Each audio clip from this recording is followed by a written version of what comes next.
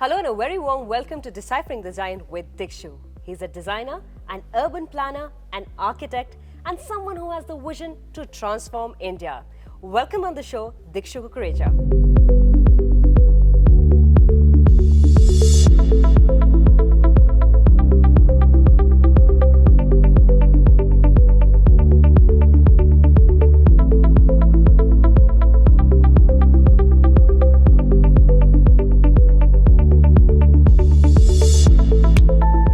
Design and transportation are closer linked than you can ever imagine. From the famous Colosseum to Britain's trams, canals in Venice, the lavish and magnificent palanquins and chariots of India, or boats of Egypt on the river Nile, humans satiated their urge to travel and explore through a holistic understanding of design and engineering ability.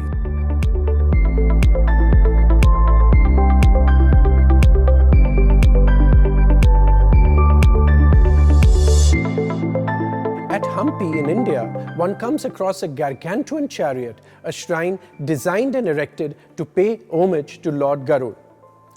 As we have progressed through years, the impact of design has allowed modes of transport as a means to express one's style, customized by their preferences and uniqueness.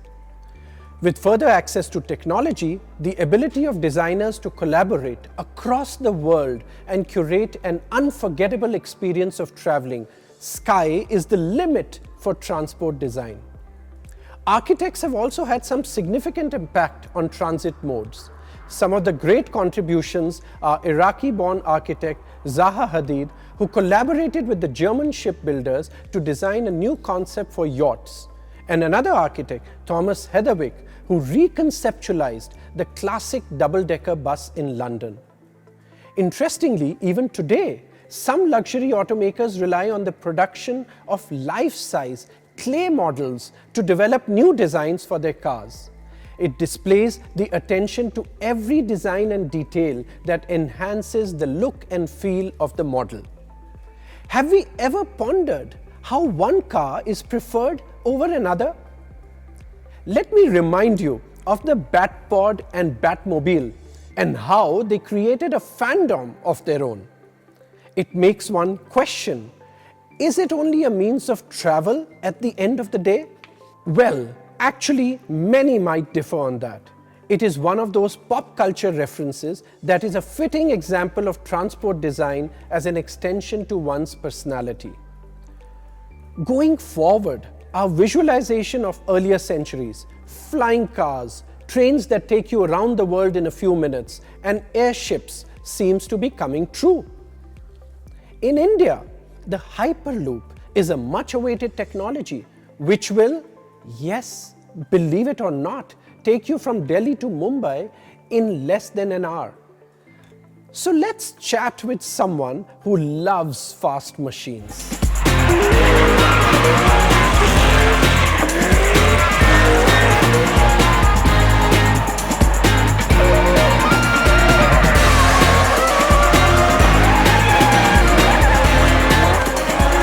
I would like to introduce our guest this evening, who is a personality who needs no introduction and yet has so many facets to his talents which you might not have heard of.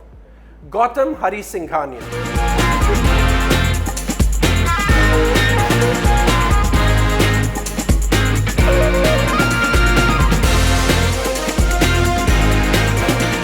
So Gautam, thank you so much for sparing your time. I'm really enjoying my visit here to the Supercar Club garage, and it's been fascinating to see what all is around here. And I just know that you have this real passion for not just cars but all kinds of vehicles. But let's talk about cars first. Sure. How did you get your first foray, if you still remember, into cars, into these super fast cars? How did you really get interested in all of this? Was it some toy car racing also that you participated in, or where did it start? So I think I've had a passion for cars all my life, starting with a go-kart when I was a kid, and then I think subsequently over the last several decades, my passion for cars grew. And it's not only one form of cars. I have a passion for, probably the most unique range of cars, from go-karts to Formula One, and from cars that are from the 18th century to 2020. So it's a very diversified field of passion. Right. Not only, I mean, I've got cars from 2 horsepower to 1800 horsepower. So it's a very diversified range of cars that I have a passion for. Wow. So when you say from 2 horsepower to 1800 horsepower, that's quite a range. So when we talk about supercars, what is it that really attracts you the most in terms of priority? Is it the design side of it? Is it the engineering side of it? Or is it really the aesthetics or the speed of it? So I think, you know, I mean, when you talk about supercars, let's just take with one genre of supercars. I think that word is a very broad word. I don't think 2 brands, 2 supercars are even remotely close to each other. I mean, they're as different and as dynamically opposite to each other than they can be, and they sit in very, very different market spaces. And let me give you an example. I mean, if you take, say, 7-8 years ago, the Ferrari 458, which was the iconic Ferrari, and the Lamborghini Gallardo, which were really targeted at exactly the same market, they were so different and so different to drive in every little aspect of the car that you wouldn't believe it looking at the 2 of them standing next to each other. Right. And if you take, you know, the Ferrari was a little more softer car to drive, the Lamborghini was much harder car to drive. The Ferrari was 2-wheel drive, the Lamborghini was 4-wheel drive. Interesting, really interesting. Yeah, for somebody who's really knows so much about cars can probably tell the difference. Otherwise, just looking at it, obviously one can't. Well, they both have different market shares. So, I mean, if you look at the 2 cars, if you just look at them architecturally or design-wise, standing next to each other, they're very different. And, you know, a Lamborghini customer has always been a very, very different customer to a Ferrari customer. So, you know, what's interesting is when you talk about architecturally, for me, it's very interesting, and I talk about this sometimes, that how does actually a vehicle, it could be a car, a yacht, or an aeroplane, how they are similar to designing a building. And I find that because just the way you have parameters when we design a building, there's a plot size to it, there's how much you can build, the height, etc., and those become the parameters which then allow our creativity to come in. Similarly, in cars, I would say you have certain parameters. You know the size of an engine, you know there are 4 wheels, you know there's a limited space in which you are designing it, and then still you have to end up giving it that personalized touch to the space, in a sense that you're dwelling in. You're living in a building, but you're also spending time and living in a car. The biggest difference, I mean, if you take, you touched a very large subject. Designing a home is very, very different from designing a plane or a boat or a car. And I think the fundamental difference is weight. When you design a building, you don't worry about the weight. Yes. If you design the interiors of an aircraft, weight is a big issue. Not only is weight an issue on an aircraft, it's fireproof materials, limitation of materials, they become very big issues. On a yacht, you know, the more weight you add, the faster you'll sink. So the more weight you add, it'll directly impact the speed, but in a building you're going nowhere. In cars, it really depends on the safety of what you're doing with the car. If you want to modify an engine, what is the actual capability of the engine that you want to stick into the car? And then, of course, if you're going into a race car zone, then you've got to figure out what safety features you want in it. Do you want a roll cage in it? Do you want racing seats in it? What kind of seat belts you want in it? What kind of safety equipment you got? Do you have a fire extinguisher or not? I mean, in a race car, I will have a fire extinguisher. All my supercars have a fire extinguisher, but and that's mandatory for me. I pay the extra money, but I get it because it's, you know, these are high performance cars. Right. And so there's a lot of delta between the different kind of cars, and then, you know, I mean, if you design cars, if you see I've got a Mustang fastback standing here, it's a piece of art. It's an absolute piece of, I can put it up on the ramp and show you even the last nut and bolt on the undercarriage has been, you know, properly shining. Fascinating. And that's designed for you, I guess, at some level. Absolutely. Now let's talk about yachts. I know you have a penchant for that as well.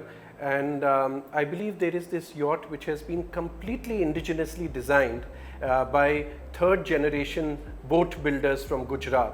And it has interiors which have Burma teak. Now, when you chose to do something like that, have this kind of a yacht for yourself, how much is the level of artistry and craftsmanship that you feel that is important when you're having somebody design this for you? See, when you build off a one-off hybrid yacht, it's a hybrid at some level. It's never been done before. So when you do something that's never been done before, it's always going to be difficult. It's always going to be a challenge. Again, you know, I design a lot of projects, whether it's boats, planes, cars, and now buildings. We're doing a very large real estate project here. It depends on what you want it for. So if you want a super yacht and you want it for luxury, to spend time on it, you're probably looking at a very high quality finish. And of course, utilities, depends what utilities you want, what facilities you want, and that really dictates the design parameters. So when you are actually trying to finalize that design direction for your real estate, is there somewhere your love for design and your understanding of design towards cars and all that fits in? I think my love for life comes through. It comes through. Fantastic. And I'm sure that's the way I also see it. You know, as long as you're passionate about it and you have that love for it, it just starts showing through in all design aspects, so to speak. So, you know, there are these different aspects, so many facets to you. People know you as the Raymond man, then others know you, you know, as the drifting champion of India, the one and only. So there are so many interesting things that are there in your personality. I want to, though, talk about something which goes back a while back, and we are talking early 90s, where you were also instrumental in really bringing in the condoms into India, in the sense we had the Kama Sutra condoms, which you played a pivotal role in that. Can you tell us a little bit about it? How did you sort of think about that being very important as far as sexual awareness goes? And there also, I find a design element, because the whole advertising blitz and the controversy that followed it, was there an idea about which direction we were headed in terms of design of that whole project? So, you know, way back in the 90s, early 90s, you only had a contraceptive called Nirodh, and it was ek do bas no fasten. I mean, it was a taboo subject. You can talk to me about condoms today. It was not something you could talk about 30 years ago. And it was taboo, and we really had to get sex out of the closet.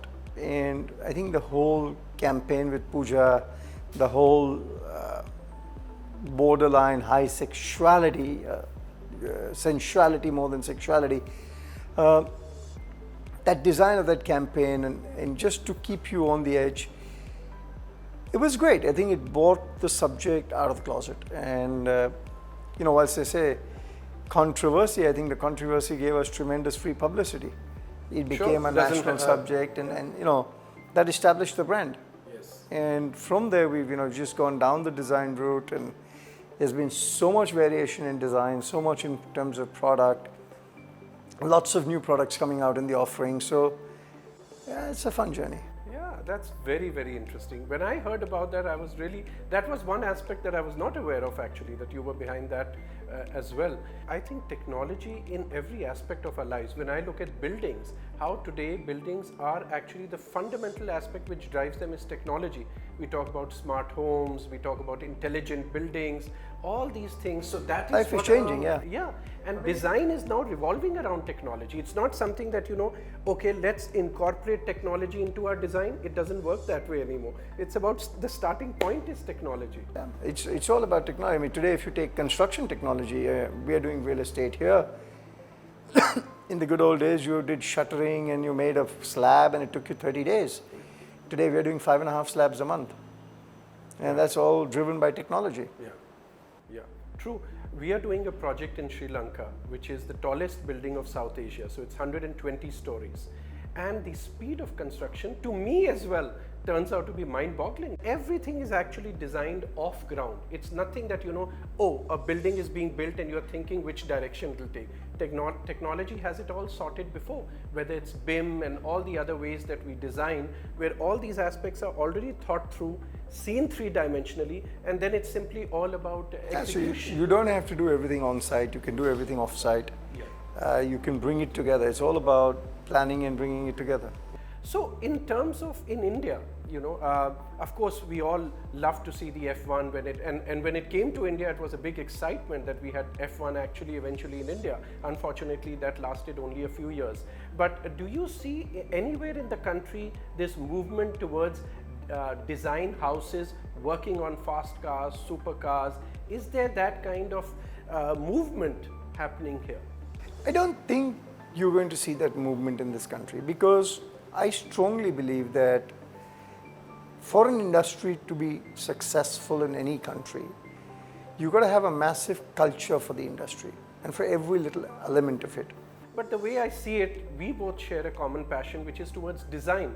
And I think as long as that comes into mainstream, probably there will be a change, because as you see it, we in India have been extremely creative people. Look at our craftsmanship, look at our architecture. Architecturally, India has got great architecture. I mean, I always take this argument. I was talking to somebody yesterday and said, Dubai, and I said, Dubai has no architecture. It's a mix and match of, so if you ask me what is Dubai architecture, there is no Dubai architecture. Yes. It's a hodgepodge of things. If you say Indian architecture, there's so much depth. So much depth in Indian architecture, whether you take from your Victoria Terminus to the Taj Mahal or whatever it is. And if you go to Rajasthan, there's a feel to the architecture. You go to Kerala, it's very different. But that's our culture and our heritage. This whole love that you have, you're a travel aficionado, you love these machines. So what about, would you ever see yourself booking on a spacecraft that Elon Musk is talking about? Well, maybe at the right time. Maybe once they do it a little better, probably. And if I still have the nerve for it, I might do it. I'm an adrenaline junkie, and so I've done a lot of stuff, and yeah, it's on the bucket list, but it's not a priority on the bucket list today. Well, great. Thank you so much, Gautam. That's been wonderful.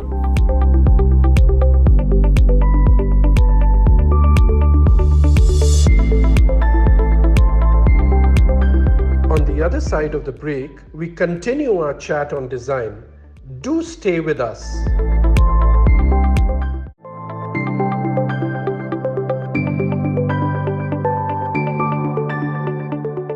Welcome back, and let's chat with Dikshu on how design makes the world move. Talking about design in cars and talking about all of this mode of transport, Dikshu, even in stuff like the new age cars now which are coming in, there is so much work that people do in interiors. You can customize your car, something we had never thought about. Luxury has taken an all new route. This is vintage, but this is also luxury in its own way now. So how do you balance these two? How do you explain that as a design element?